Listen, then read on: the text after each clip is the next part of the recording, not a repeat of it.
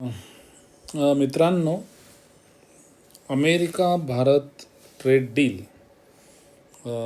याबाबत जी भीती भारतीय शेतकऱ्यांच्या मनात येते आहे ती खरी आहे का?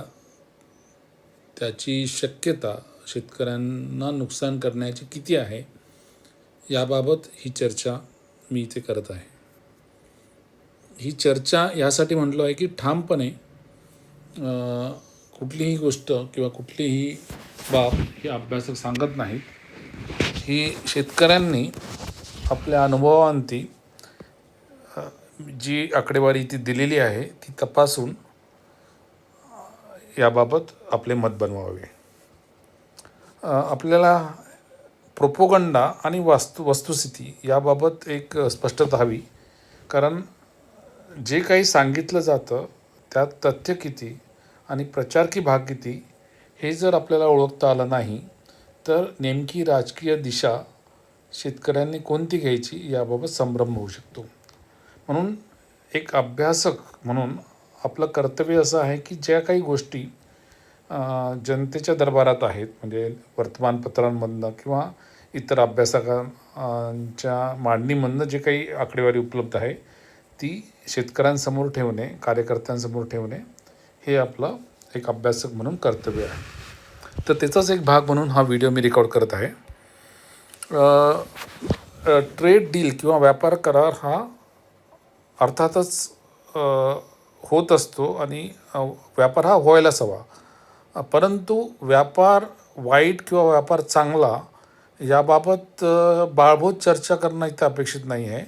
व्यापार करार जो होतो त्याचा फायदा कोणाला होतो आणि त्याचं नुकसान कोणाला सहन करावं लागतं हे समजून घेणं जास्त गरजेचं आहे. म्हणजे फक्त एक थेरॉटिकल आर्ग्युमेंट की trade is beneficial to all असं फक्त याकडे बघता येत नाही. तर एकतर पॉलिटिकल इकॉनॉमीच्या दृष्टिकोनातनं हा विचार केला पाहिजे की हा व्यापार करार झाला का. तर हा व्यापार करार हा जी काही वक्तव्य अमेरिकन राष्ट्राध्यक्ष ट्रम्पने केलेली आहे त्या वक्तव्यावरनं असं दिसलं की हा व्यापार करार भारताच्या माथी मारला गेलेला आहे. तरीसुद्धा जो काही व्यापार करार माथी मारला गेलेला आहे त्याच्यामध्ये कलमं कुठली आहेत आणि त्याच्यामध्ये काय सांगितलं गेलेलं आहे ते आपण थोडं समजून घेऊ. व्यापार करारामध्ये आयात शुल्काबाबत चर्चा होत असते. कारण कुठल्याही दोन देशांमध्ये जेव्हा व्यापार होतो तर त्या व्यापारामध्ये कुठल्या दराने आयात होते किंवा निर्यात होते हे शुल्क जे बॉर्डरवर लावलं जातं, म्हणजे त्याला आपण आयात शुल्क म्हणतो, इम्पोर्ट टॅरिफ असं म्हणतो. तर ते किती आहे त्यावरनं त्या मालाला बाजारपेठ मिळेल की नाही याबाबत आपल्याला सांगता येतं. तर ही जी आयात शुल्क आहे, ही जी इम्पोर्ट ड्युटी आहे ती दोन्ही देशांमधील टॅरिफ कमी करणे हा एक प्रस्ताव अमेरिका भारत व्यापार करारामध्ये आहे. दुसरा जो मुद्दा आहे की बाजारपेठेमध्ये मुक्त प्रवेश या दोन्ही देशांमध्ये मिळावा असं या करारामध्ये आहे. आणि तिसरा जो मुद्दा असतो की पुरवठा साखळी ही व्यापार करार झाल्यामुळे सुरळीत होते. असे 3 आर्ग्युमेंट्स हे कुठल्याही व्यापार कराराबाबतीत किंवा फायदे सांगितले जातात की आयात शुल्क कमी झाल्यामुळे व्यापारची देवाणघेवाण वाढते, व्यापार वाढतो, बाजारपेठ खुली झाल्यामुळे व्यापार वाढतो आणि पुरवठा साखळी ही जर लाँग टर्म दृष्टिकोनातनं एस्टॅब्लिश झाली तरीसुद्धा व्यापार वाढतो.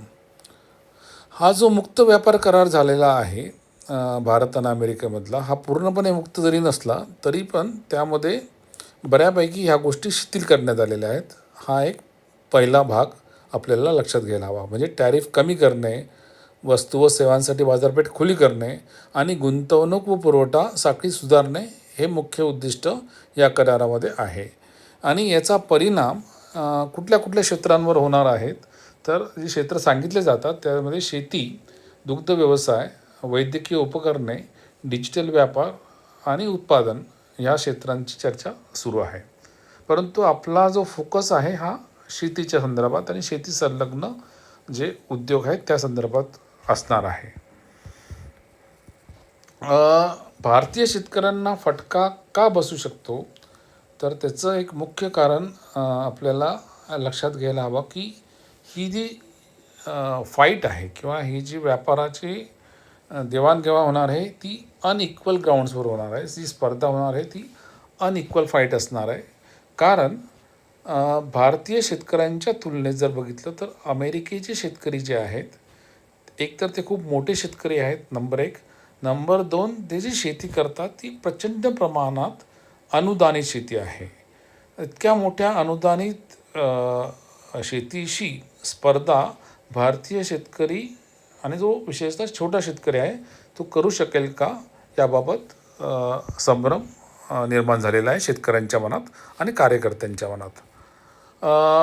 हे जे मी तुम्हाला तुलना सांगितली की अमेरिकेतली शेती आणि भारतातली शेती याची जर तुलना केली तर अमेरिकेमध्ये जी शेती आहे ती आत्ता सांगितल्याप्रमाणे ती एका मोठ्या सरकारी अनुदानाने चालते आणि ते शेतकरी मोठे मोठे शेतकरी आहेत आणि भारतातील शेतकरी मात्र तुलनेने फारच गरीब शेतकरी आहेत. तर असं असताना म्हणजे असं इतकी तफावत असताना आणि दुसरा जो भाग आहे की मान्सूनवरती जी आपली भारतीय शेती जास्त करून अवलंबित आहे, कारण इरिगेशन खूप मोठ्या प्रमाणावरती नाही आहे अमेरिकेच्या तुलनेत. आणि तिसरा जो मुद्दा आहे तंत्रज्ञानाच्या बाबतीत की अमेरिकन शेतकऱ्यांना जे उपलब्ध तंत्रज्ञान आहे त्यांच्याकडे भांडवल असल्यामुळे असे ना ते खूप अतिउच्च आहे. म्हणजे त्यांच्याकडे ड्रोन टेक्नॉलॉजी आहे, त्यांची फवारणी ही मोठ्या मोठ्या हेलिकॉप्टर थ्रू होते, त्यांच्याकडे कर्ज पुरवठा खूप स्वस्त आहे, त्यांच्याकडे इन्शुरन्स पॉलिसी, पीक विमा पीक विम्याचं मार्केट हे एस्टॅब्लिश्ड आहे. त्या तुलनेत भारतीय शेतकऱ्यांची जमीनधारणा कमी, मान्सूनवरती अवलंबित्व, मर्यादित यांत्रिकीकरण आणि उत्पन्नाच्या तुलनेत खर्च अधिक असं असताना अमेरिकन शेतकरी हा वरचढ ठरेल असं आकडेवारीवरनं तरी समजतं. पुढचा जो भाग आहे की डेअरीच्या बाबतीत सुद्धा जे अभ्यास समोर आलेले आहेत दुग्ध व्यवसायाच्या बाबतीत, त्यामध्ये सुद्धा तिथली जी डेअरी व्यवस्था आहे आणि भारतातली जी दुग्ध व्यवसाय आहे त्याच्यामध्ये खूप मोठा फरक आहे. भारतातील जी डेअरी उद्योग आहे तो छोटी छोटी ग्रामीण भागातली कुटुंब चालवतात. त्यांच्याकडे खूप छोट्या प्रमाणावरती पशुधन असतं, म्हणजे 2 ते 5 गाई, आणि त्यांचं जे दूध विक्री होतं ते दूध संघातून होतं, हे आपल्याला माहितीच आहे.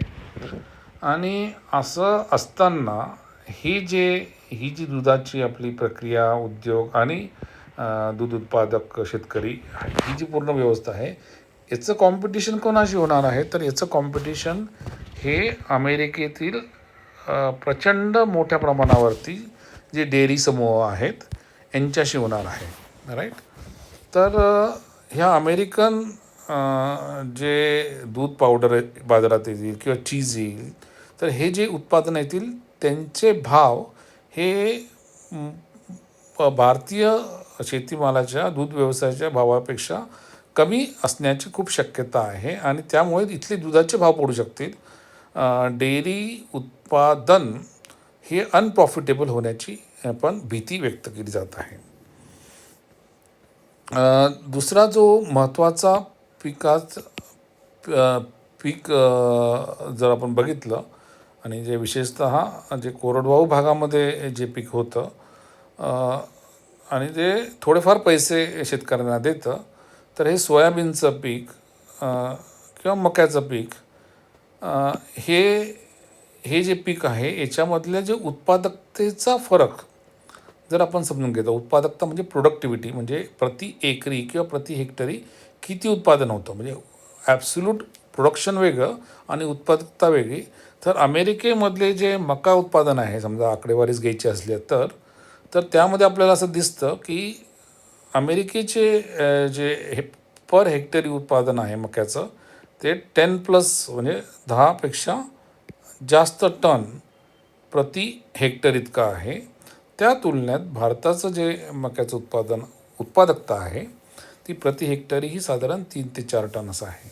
म्हणजे इतकी तफावत असताना त्यांचा मका जेव्हा भारतीय बाजारात येईल त्यावेळेस इथले शेतकरी, मका उत्पादक शेतकरी आणि इतरही शेतकरी, डाळी उत्पादक, सोयाबीनच्या बाबतीत पण तेच खरं आहे, तर हे त्यांच्याशी स्पर्धा करू शकतील का, अशी एक भीती व्यक्त होत आहे. काही पिकांना आपल्याला माहिती आहे की भारतामध्ये एक मिनिमम सपोर्ट प्राईस किंवा ज्याला आपण किमान आधारभूत किंमत असं म्हणतो. आणि अनेक जे विशेषतः जे काही पिकं आहेत ज्याला एक संघटित असं सरकारी यंत्रणा त्याचं बाजारभावाने खरेदी करतं, मिनिमम सपोर्ट प्राईसने खरेदी करतं आणि नंतर रेशनमार्फत ते जे काही नेटवर्क थ्रू ग्राहकांपर्यंत पोचवतं. ही अशी पूर्ण अशी जी साखळी आहे ती साखळी उद्ध्वस्त होण्याची शक्यतासुद्धा अमेरिकेमधनं आयात झालेले गहू किंवा इतर जे धान्य पदार्थ आहेत ते जर मोठ्या प्रमाणावरती आपल्याकडे आयात झाले तर इथली जी वितरण व्यवस्था आहे आणि इथली जी खरेदी व्यवस्था आहे शेतकऱ्यांच्या हिताची ती नष्ट होऊ शकते. किंवा ती जर तशीच कायम ठेवायची असेल तर अनुदान वाढवायला लागेल, सरकारवरती त्याचा आर्थिक भार पडू शकतो, कर्ज वाढू शकतं आणि नाही केलं तर मंडीमधल्या किमती कोसळू शकतात आणि त्या मंडीमधल्या किमती जर कोसळल्या तर शेतकऱ्यांचे थेट नुकसान होऊ शकतं. अशा पद्धतीने काही अभ्यास समोर आलेले आहेत. हे मुख्यतः परत एकदा अमेरिकन शेतकऱ्यांना मिळणारं अनुदान आणि तेथील उत्पादकता या दोन्ही बाबींवरती ही भीती रास्त वाटू शकते. आपल्याला हे माहिती आहे की जगभरात आता युद्ध चालू आहेत आणि सुरक्षेचा प्रश्न हा आता आउटसोर्स करता येण्यासारखा नाही आहे. फूड सिक्युरिटी हा एक महत्त्वाचा भाग भारतासारख्या मोठ्या देशांमध्ये ज्वलंत प्रश्न म्हणून उभं राहणार आहे. कारण नाकाबंदी करायची असेल मोठ्या देशांची आणि त्यांचं स्वातंत्र्य हिरावून घ्यायचं असेल तर त्यांची अन्नधान्याच्या बाबतीत गळचेपी करणं, तेल, पेट्रोल, गॅस याच्या बाबतीत गळचेपी करणं हे जर खूप मोठ्या प्रमाणावरती आयातीवरती अवलंबित्व असेल तर होऊ शकतं. तर अन्न सुरक्षेचा जो मुद्दा आहे की भारतामध्ये जे अन्नधान्याचं उत्पादन होतं त्याबाबत भारत स्वयंपूर्ण आहे का नाही, ते याला आपण फूड सिक्युरिटी असा शब्द वापरतो. तर समजा आयातीवरती आपलं अवलंबित्व वाढलं, इम्पोर्ट वाढले तर अशी भीती आहे की आपलं स्वावलंबन कमी होईल आणि जागतिक किमतीतील उलथापालथ म्हणजे जसं काही रशिया आणि युक्रेनमधलं युद्ध असेल तर त्याचा थेट फटका भारताला होऊ शकतो आणि इथे सामाजिक आणि राजकीय स्थैर्याचा प्रश्न उपस्थित होऊ शकतो. देशाच्या सार्वभौमत्वाचा सुद्धा प्रश्न इथे उपस्थित होऊ शकतो आणि ही रास्त भीती वाटते, विशेषतः ज्या घडामोडी जागतिक पातळीवरती होत आहेत त्याचा विचार केला असता.